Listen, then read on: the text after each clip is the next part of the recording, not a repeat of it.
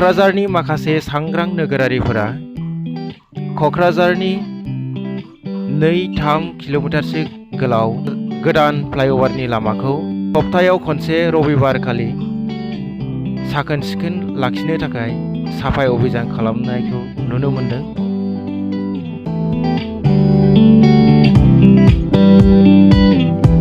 बिथांमोननि बे बाख्नायथाव हाबाखौ भारतनि प्रधान मंत्री नरेंद्र मोदीआ गावनि मन की बातआव बाख्नायो। कोकराझार में ऐसे ही एक प्रयास के बारे में मुझे पता चला है। यहाँ मॉर्निंग वॉकर्स के एक समूह ने स्वच्छ और हरित कोकराझार मिशन के तहत बहुत प्रशंसनीय पहल की है।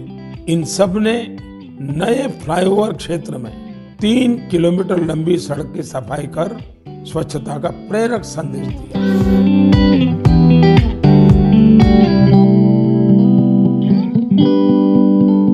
लामायाव गोग्लैनानै थानाय प्लास्टिक माखासे जाबोरफोरखौ बिथांमोना खनो, सिबथुमो।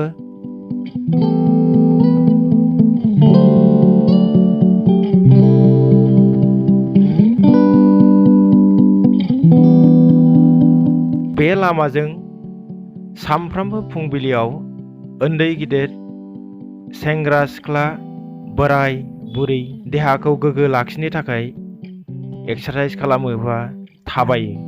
सोरबाया खारो, सोरबाया थाबायो।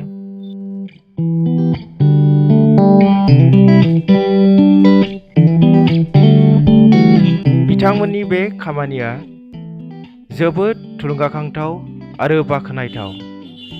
बिथांमोन बायदि मोनफ्रोमबो वार्डनि सांग्रां नोगोरारिफ्रा रावनियावबो आसा खालामालासे गावबागावनो साखोन सिखोन लाखियोबा जोबोद मोजां जागौ।